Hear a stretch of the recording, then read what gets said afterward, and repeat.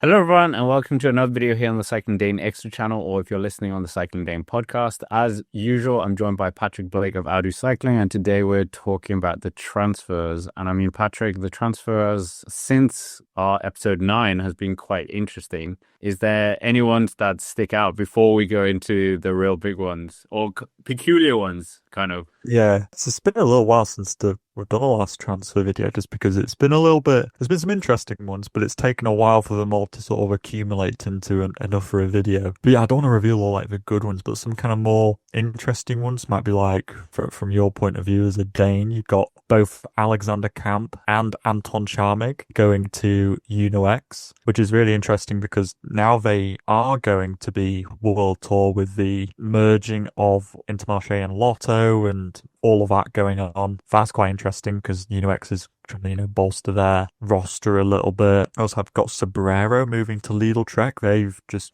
growing from strength to strength, I think. Lidl Trek for next year. I mean, they're already good this year. Getting somebody with the versatility of Sobrero is really good. He was very good in the Tour de Pologne this year. I think he was top 10. You've also got Lawrence Rex going to Soudal Quickstep. I quite like this. I like Soudal Quickstep's reversion back to a Cobble Classic squad. If you remember way back at the start of the transfers, we had like Jasper Stuyven, I believe, is going to Soudal Quickstep. So they're going back to it's 2015 to 2017 sort of style of Quickstep, which is really cool. Lawrence Rex obviously has finished in the top 10 of Roubaix definitely once, maybe more once. But anyway, the point being, those are kind of like more of the outside ones. I didn't really want to dabble too much into the more interesting ones just yet. I don't want Scott to be like, "You've talked about it too early."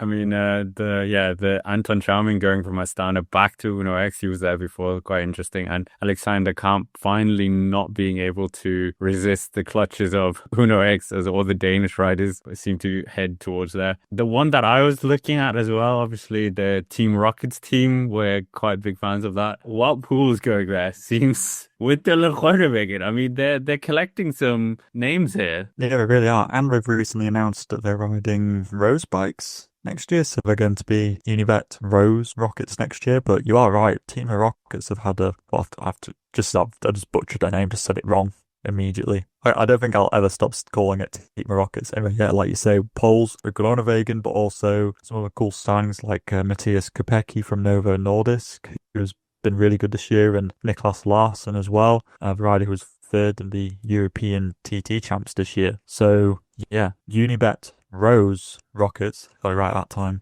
definitely making some pretty big moves. And I like that Wout Poels is going there. Clearly they are aiming for, I mean, you see it on their YouTube and stuff, which I really like, about their hunt for UCI points and trying to be top 30 so they can try to get to the Tour de France. And getting a big name like Wout Poels and also Groenewegen in there is a really big step for the next 3-year cycle to see what they can get towards, and getting those experienced people in there who have been there, done that. I think that's a really cool signing. We also have Team Polti Visit Malta actually getting a Malton rider as well, Andrei Misuf.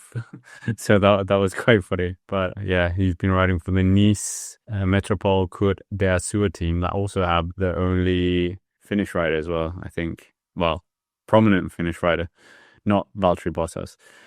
Yeah, Patrick, we might as well start with the most fresh one, and that is Benoît Cosnefroy leaving Decathlon AG2R and not to the team I was thinking. But yeah, who is he going to, and what do you think of the transfer? Benoît Cosnefroy is going to UAE Team Emirates. I couldn't believe it when I saw this, that Cosnefroy, who has had a little bit of I honestly don't know what's been sort of up with him the last couple of years, but he's not had a lot of race days this year.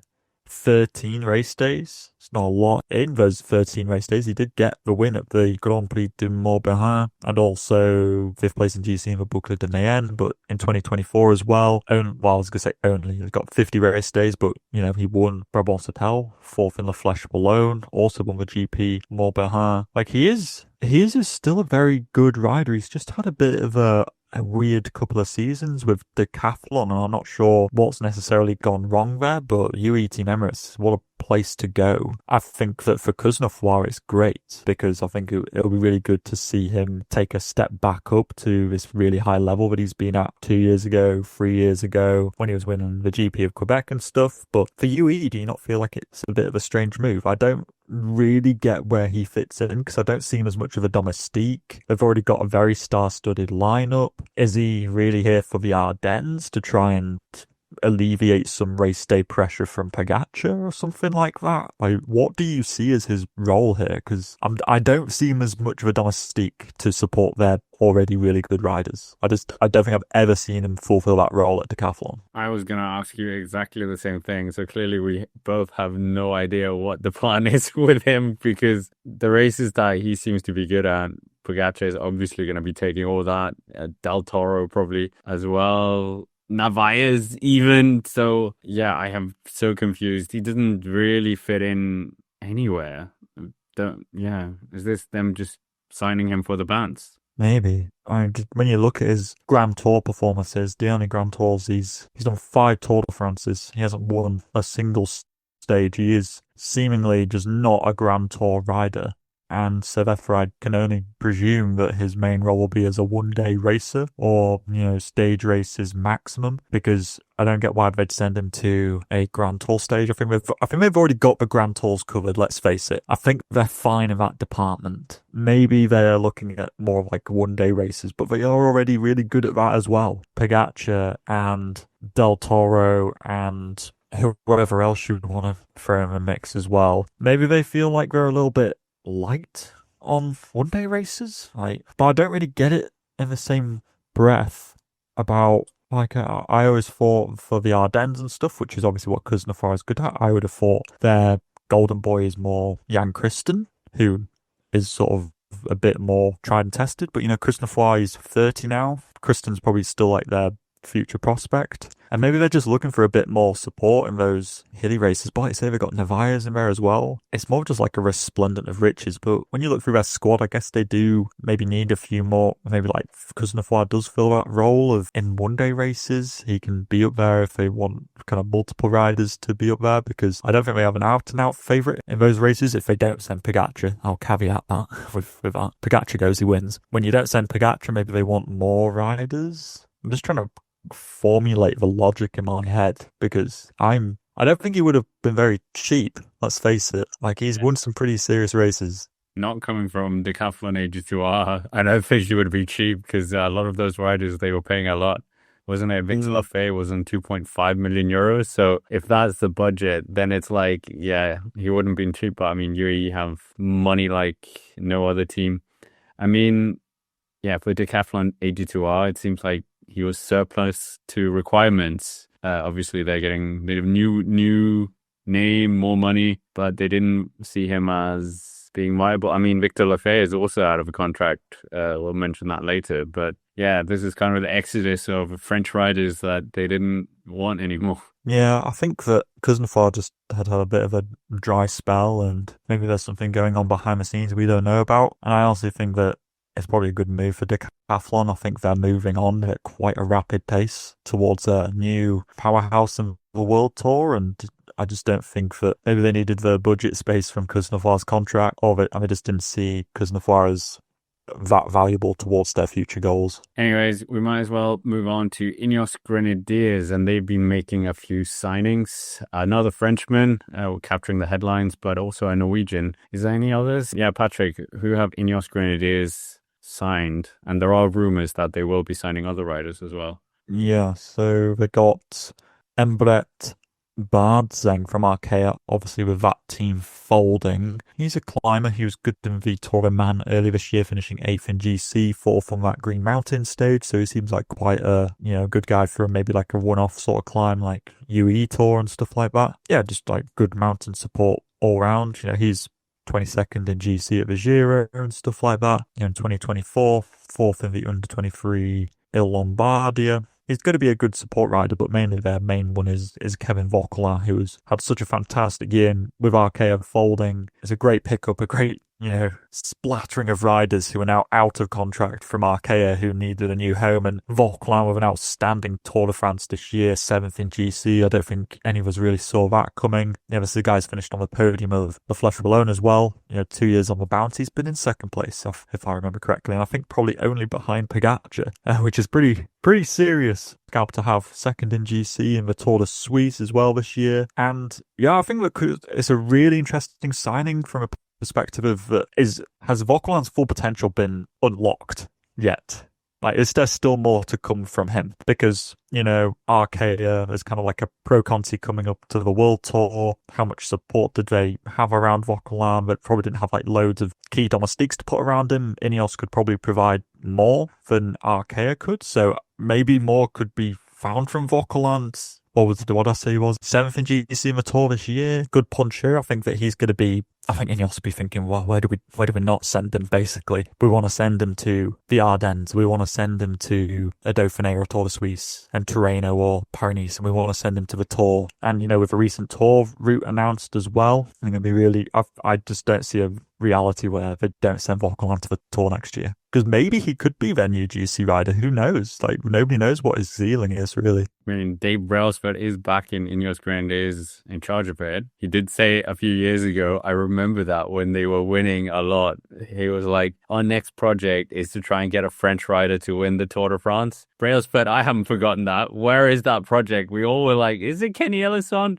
But maybe it's Vauquelin. I don't think Vauquelin's beating Jonas Vingegaard or Pogacar at the Tour. Sorry. No, but could he be a top 5? Like, he wasn't too far off. Like, he dropped off in that final week. I remember specifically of Mont Ventoux, Col de la Loze and stuff like that. But that was really in the final week where he's never really dabbled as a GC rider. This was his first real Grand Tour GC performance, and it was 7th. So with a bit more focus on that, who knows? Maybe he could be a top 5 rider. I don't think he was that far off, the likes of Felix Gal in 5th place. So it's really interesting for Ineos. I mean, he definitely is part of this really exciting generation of French riders coming through. And Ewan were hyping this guy up, I think, since he was in his nappies. So, that's exaggerating a bit. He's 24. But, he's a serious talent. And yeah, like you said, if he can't get that level up from Ineos, you also said I can't remember which episode where it was Ineos is kind of the perfect GC team. They just need a leader on top, and maybe he can definitely benefit from that here. Yeah, I feel like Bardsing is part of that, where Ineos are churning through good mountain support riders, and then, like you say, they're just waiting for that person just to plop on top of that. And in the meantime, we're just going to wait for somebody to run our contract who we can pay a load of money to, and then we'll get them in the team and they will be our GC leader. Because they've just been in a little bit of limbo, I feel, for the last couple of years. And yeah, maybe Vauquelin could be the start of new things. Yeah, maybe. This quite fits in neatly because we were going to talk about free agents. There's, not free agents, but riders that have their contracts running out. Okay, there is a free agent, Derek G. I mean, he fits in with the Ineos Grenadiers as well. We've talked about that. A former Ineos rider, Richard Carapaz, also seems like he hasn't got an extension with EF Education Easy Post. So, I mean, if they sign him, get him back, he would fit quite neatly back into Ineos, the fold. But what are your thoughts on that? And are there any other key riders that you've seen that have their contracts expiring? I mean, Game Shaw made a public social media post about wanting to ride for a team as well, also from EF. So yeah, I'm just looking down the list at the moment. Carapaz is an interesting one. I mean, who knows? I reckon there's already a contract signed somewhere. That's usually the case with these sorts of things. It's just not been officially announced. But Carapaz back to Ineos wouldn't be a bad move for both parties, I think. Carapaz was very good at the Giro this year, though. It's worth remembering. EF has been a good team for him. He's been successful there in the years he's been there. So I don't see why he wouldn't stay on there. It seems a little bit peculiar that money. Yeah, maybe it is. I finished on the podium of the Giro, mate.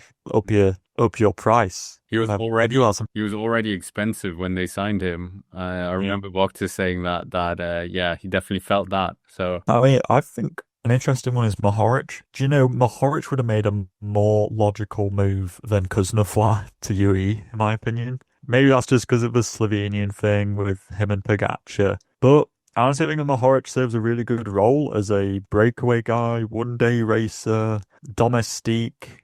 He's versatile, and honestly don't see why. I mean, maybe this was before they re-signed the likes of Vellens, Johansson, and whatever. But yeah, Mohoric honestly would have worked quite well at UAE. Will he stay at Bahrain victorious? I don't know. It hasn't quite worked out the last couple of years, a bit like Cosenfroy. Yeah, it's not like the Mohoric of like 2022, 2023. So it wouldn't surprise me if Mohoric goes elsewhere, but I just don't know where that would be, to be honest with you. If it is UAE, that would be a home welcome to him. He wasn't that the first team he was pro with. He was there when they Lampre, and I think the first year when they were UAE as well. Just trying to think about where else he might fit in. Would he fit in at like a Soudal Quick Step, maybe? I mean, If they're going for more like a classics, breakaways sort of stuff, Mohoric would probably work there quite well. That'll be quite a cool move. I think it'll be a team like that, or maybe he will just stay at Bahrain victorious, and all of this will just be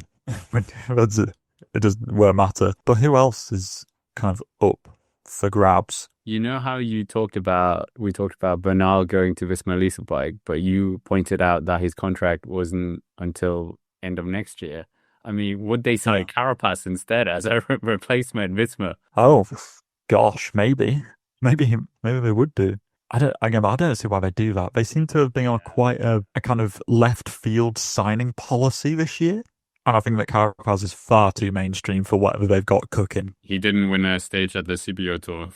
Yeah, basically that's it. He's far too obvious, isn't he? But there are some other pretty good names. Carthy is, up of a contract, but it has been years since he did that Vuelta performance. So I'm not sure if he acquires the same status. Ruben Guerrero, during when he was smashing it about mountains classification, winning stages in the Giro as well. Gosh, that feels like a bit ago. Welsford is out of contract as well. Mr. January himself, he's out of contract. I mean, let's face it, he's probably going to end up in Jayco, isn't he? It just makes sense because they're going to want to do well in their home tour in January. Welsford always wins like 2 or 3 stages in the Tour Down Under, so it honestly wouldn't surprise me at all if we see Welsford going there. Torstein Tlen is out of contract. The guy who's very, very good in the Vuelta this year, top 10 in GC. That would be a pretty serious signing for somebody. I mean Uno X with... Yeah, let's go back to Uno. Yeah, all Uno X is different to Pro Conti Uno X.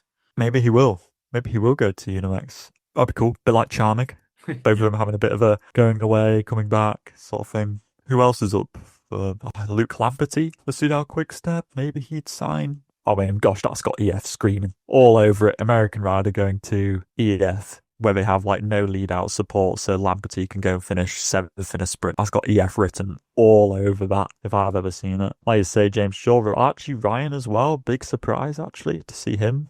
I would be so surprised if he doesn't re-sign with EF, at least. He is a very good talent. Foldarger, he'll probably end up going to Uno X as well. Francesco Bussato, one of my favourite riders as well. I don't know where he'd end up. Honestly, it wouldn't surprise me if it's like a Bardiani and he goes to like a Pro Conti team. That honestly wouldn't surprise me. With the merger of Lotto and Intermarché, I could see him getting shuffled out, but he was very good in that first stage of the Giro this year, where he was 5th place, I want to say. Luke the Nuke Nerurka, he's out of contract. Jensen Plowright for Alpecin de Koenig is out of contract as well. That could be another rider to go to Jayco, another Australian sprinter. Oh, he's not a Kiwi, is he? I haven't just insulted him. No, he is Australian. No, it's fine. But is there anybody else that you're noticing? Binyam Gumar, we still don't know if he's on the market, because on Pro Cycling Stats, he still has a contract until 2028 with Intermarché Wanty, which obviously isn't a thing. Yeah, we'll have to wait for that Intermarché Lotto merger, or Lotto Intermarché team and Tiru actually made the cut from that team. So there could still be a lot of movement in the transfer market. Yeah, it's also worth mentioning. I swear I saw that Michael Matthews has re-signed with Jayco, or is he not? If he doesn't re-sign with Jayco, that would be really surprising. That would be really odd. Really Costa will almost certainly sign for FAPL, and then we'll see him in the Volta Portugal next year. You can always guarantee that. And Algarve as well. Yeah, exactly. And Kwiatkowski, your favourite. But I just don't see why he wouldn't be re-signing with Ineos. I don't see why he wouldn't, to be honest. When you've got like Velasco, you'll probably end up with Astana or a Polti Visit Malta sort of thing as well. But there's still riders up for grabs. It'd be interesting to see where some of these go. Yeah, what's been your favourite transfer in this episode? Let's finish up with that. Oh, favourite transfer of this episode? I'm trying to think about who's Who's actually, what have I even just been saying? Hang on, let me pull them up again. World Tour. I think my favourite is, I won't go with an obvious one. I really like Lawrence Rex to Soudal Quickstep. I think this is a return to former glory of Soudal Quickstep. Like, I am all here for it. I am definitely going for the Wild Pools one, I think. The fact that Bastida Mai's team has signed him is very, very interesting. Just finishing on this as well, I mean, looking through the teams on Pro Cycling Stats, there's not a lot of teams that have full rosters.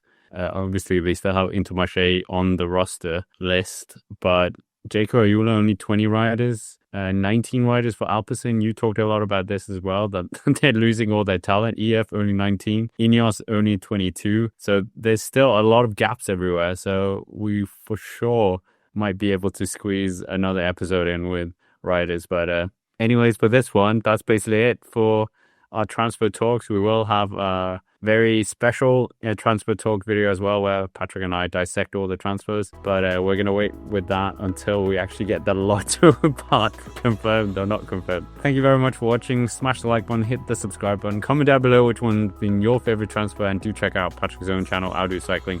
But I think it is maybe in hibernation right now. But for now, thank you for watching, and we will see you around.